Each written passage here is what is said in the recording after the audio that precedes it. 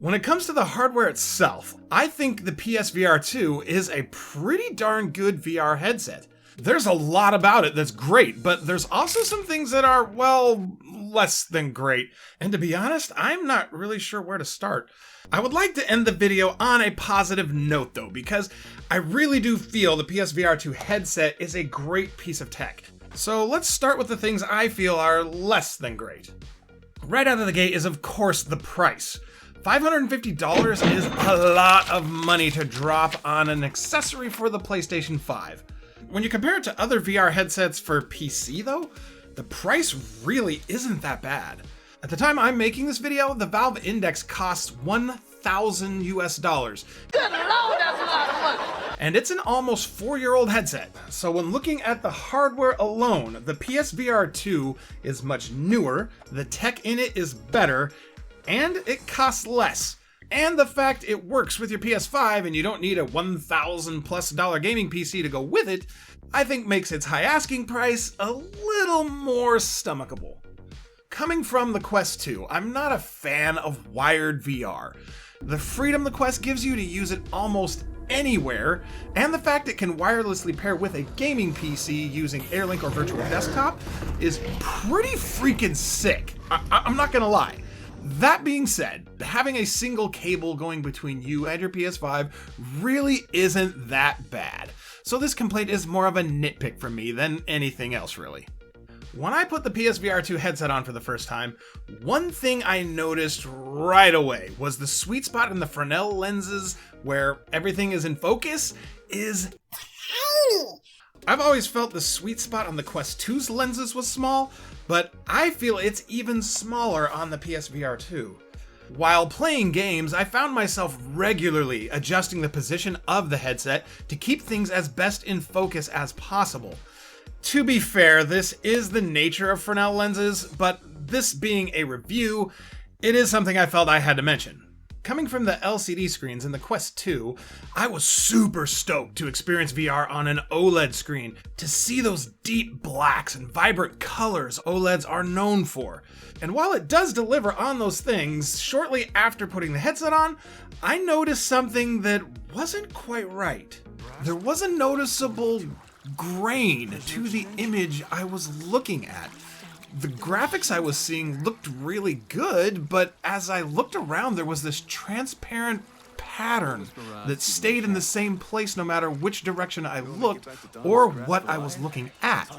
It was kind of like looking through a dirty window. After a quick Google search, I found out this is called mura. I don't know if I'm pronouncing that right, but mura is a Japanese word that means uneven, irregular, or non-uniform. It turns out mura is a known characteristic of OLED screens. There is a small amount of non-uniformity from one pixel to another, meaning one may be a little brighter or display a color in a slightly different hue than the pixel next to it. This isn't a big deal at all for TVs and smartphones because we're viewing those pixels from further away and it's unnoticeable. However, when these pixels are being magnified through the lenses of a VR headset, they become much more apparent. And for some people, mura is so distracting, it becomes a complete deal breaker for them. The amount and intensity of mura also differs from one headset to another, so it's a bit of a crapshoot whether or not the mura on the headset you get is going to be better or worse. As for me, I did find it distracting at first, but I found by turning the brightness down, this did help somewhat, and once I started playing a game and got into it, most of the time I didn't notice it at all. That is, unless I started looking for it. Before buying the PSVR2, I saw a lot of people talking about how good the graphics were, and some even claimed the PSVR2 was as good as PC VR. Well, me being someone that has played a fair amount of PC VR, I was expecting the render resolution to be higher than it was in the handful of games I tried. The displays in the PSVR2 have a resolution of 2000 by 2040 pixels per eye, but I'm quite certain none of the games I played are being rendered at that resolution. They had a similar amount of blurriness as native Quest 2 games in my opinion. Don't get me wrong, things look pretty good, but there's a small amount of blurriness where things feel like they're just slightly out of focus, and no amount of adjusting the IPD or the headset on your face fixes it. When it comes to graphical detail, there is no question the graphics on the PSVR2 look better than native Quest 2 titles, as you can clearly see in this side-by-side comparison of Pavlov. But to compare the render resolution, I ran some PC VR games on my Quest 2 at 3936 by 1984, which is just slightly lower than the PSVR2's total resolution of 4000 by 2040. And the PS5 is definitely not rendering the games I tried at the full resolution the PSVR2 headset supports. I don't know what resolution it's running at exactly, but it's definitely lower than 3936 by 1984. As the games I played on the PSVR2 looked a little blurry in the headset, while the PC VR games I played looked sharp and crisp. This now leads me into more of a critique of some decisions Sony made with the PSVR2, and not necessarily a complaint about the PSVR2 hardware itself. When I started playing Horizon Call of the Mountain, which is a gorgeous game by the way, I almost immediately noticed reprojection artifacts. For those not familiar with what reprojection is, it's a technique that's been used for VR to boost the frame rate when the hardware isn't capable of rendering a game at the target frame rate. What they do is cut the target frame rate in half. They then plug data from previous frames along with head motion data into an algorithm to approximate what the next frame will look like. These reprojected fake frames are then inserted between the real frames to bring the frame rate up to the target frame rate. So in Call of the Mountain and some other games like Gran Turismo and Resident Evil Village, the PS5 is actually rendering the game at 60 FPS and then using reprojection to bring the frame rate up to 120 FPS.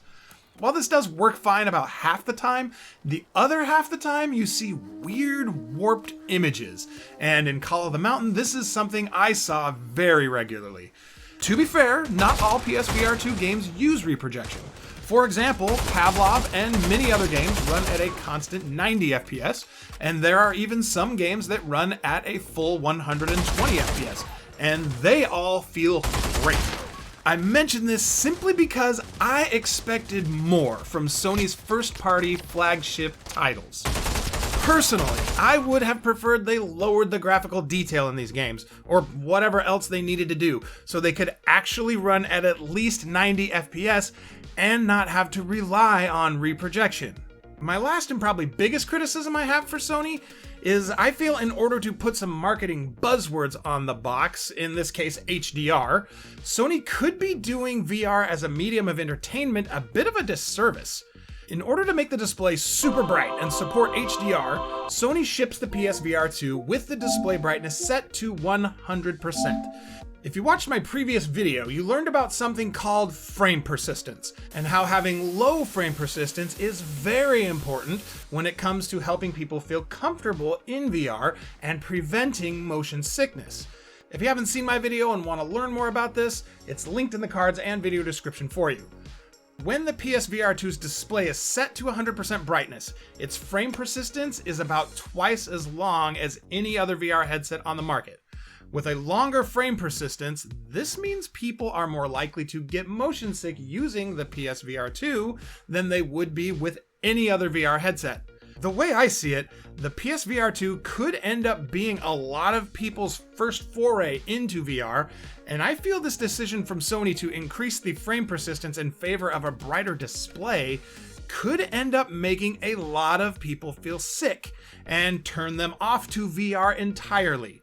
I think VR is awesome, and I want to see more high-quality games make their way to the platform.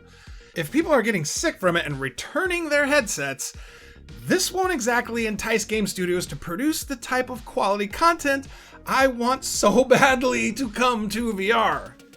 Okay, that's it for the negatives. Now let's talk about everything that's great about the PSVR2. And at the top of my list is ease of use.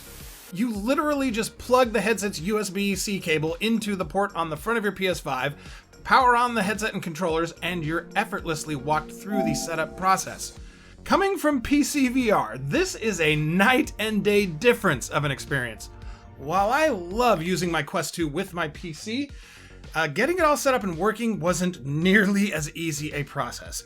There was no on-screen tutorial helping me get everything set up and working, and then getting my resolution, streaming bitrate, and other things dialed in to where I have them today took months of learning and tweaking. So the PSVR2 being plug and play is a definite win for Sony. Once you have the PSVR2 set up, you actually don't need the PS5 to be connected to your TV anymore. You can pack up your PS5 and your PSVR2 and take it with you somewhere if you wanted, and you can play it without ever connecting it to a TV again. Or let's say you want to play your PS5 and other family members want to watch something on TV. They can use the TV for whatever they want, and you can fully utilize your PS5 in the headset. You can use streaming apps, watch Blu-rays, and even play flat PS5 games using the headset as a giant virtual TV screen. Personally though, I prefer to watch movies and play flat screen games on an actual TV because the mura makes the image look a little grainy or even a little blurry. But having the option to do those things in the headset is pretty cool.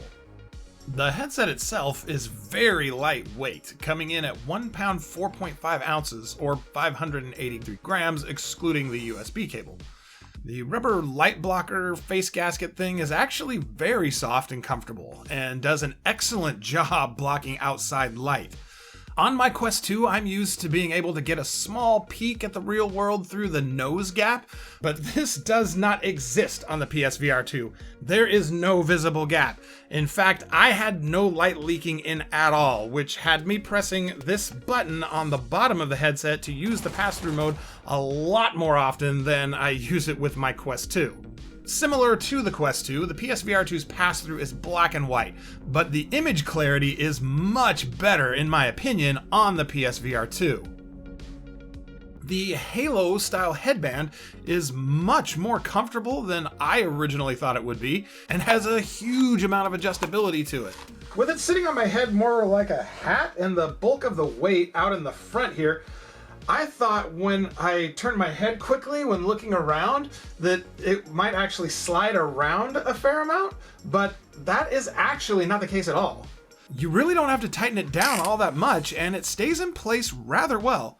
The padding on the headband feels more like an air cushion to me than actual padding, and I found it to be very comfortable. I've seen some people online complaining about it and even adding extra padding to the headband, but I think it's great just the way it is.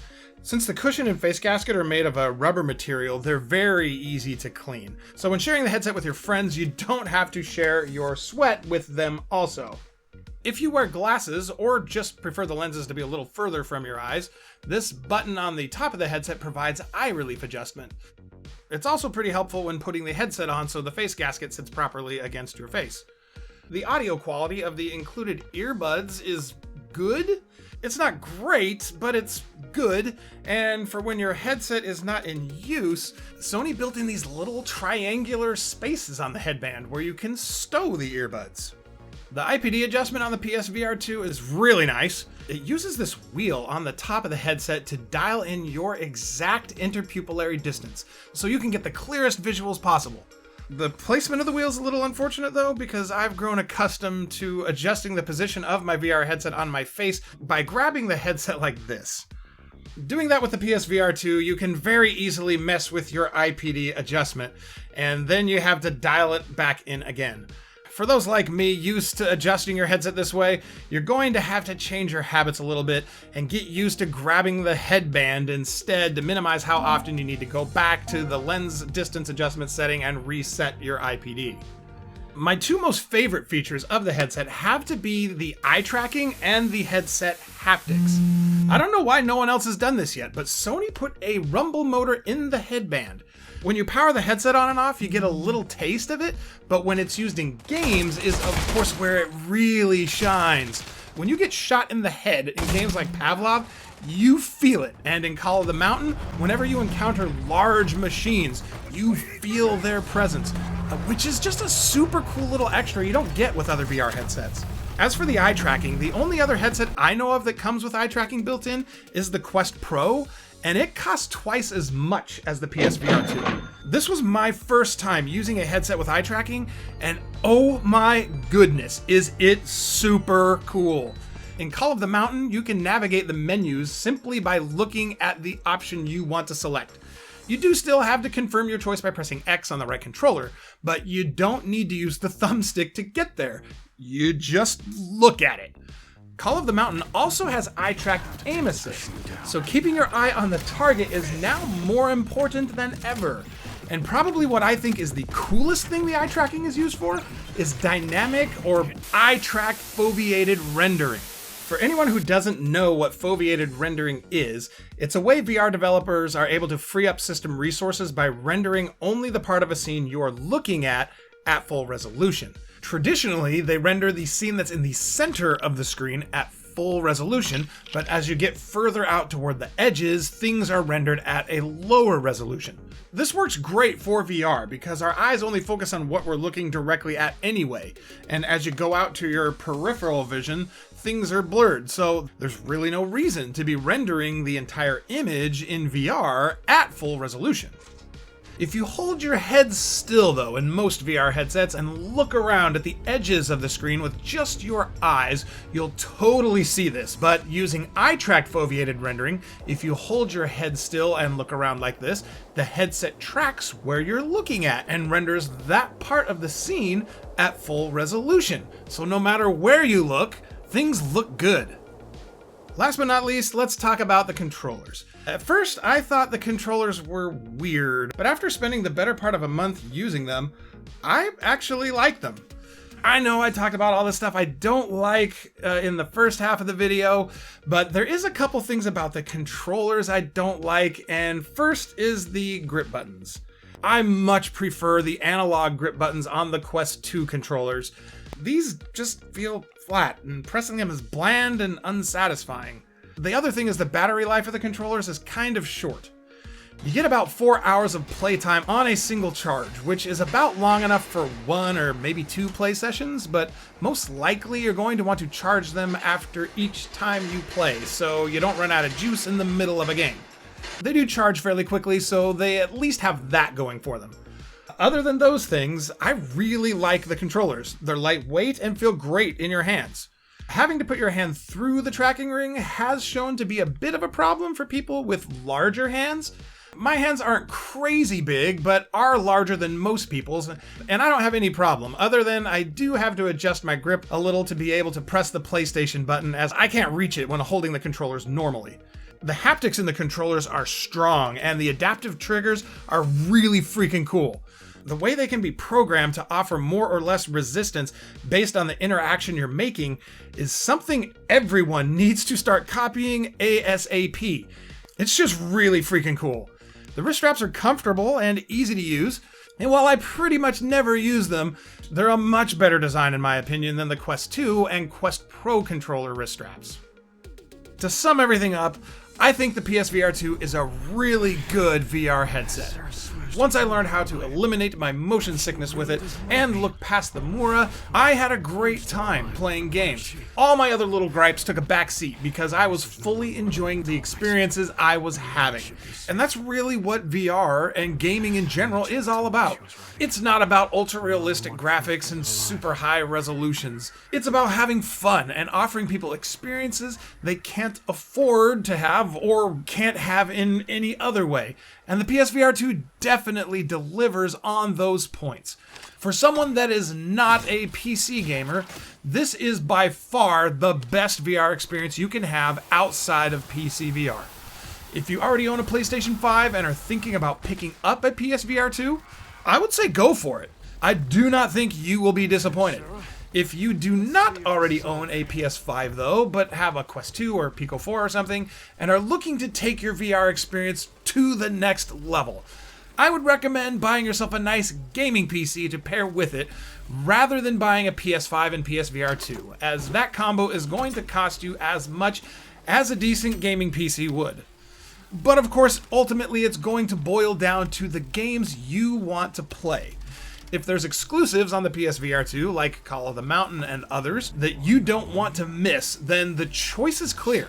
But if you don't care about those games and just want the best VR experience available, While PC has a fairly steep learning curve and can be a bit of a pain in the butt getting all the bugs worked out, there really is no better experience than PC VR, if you ask me.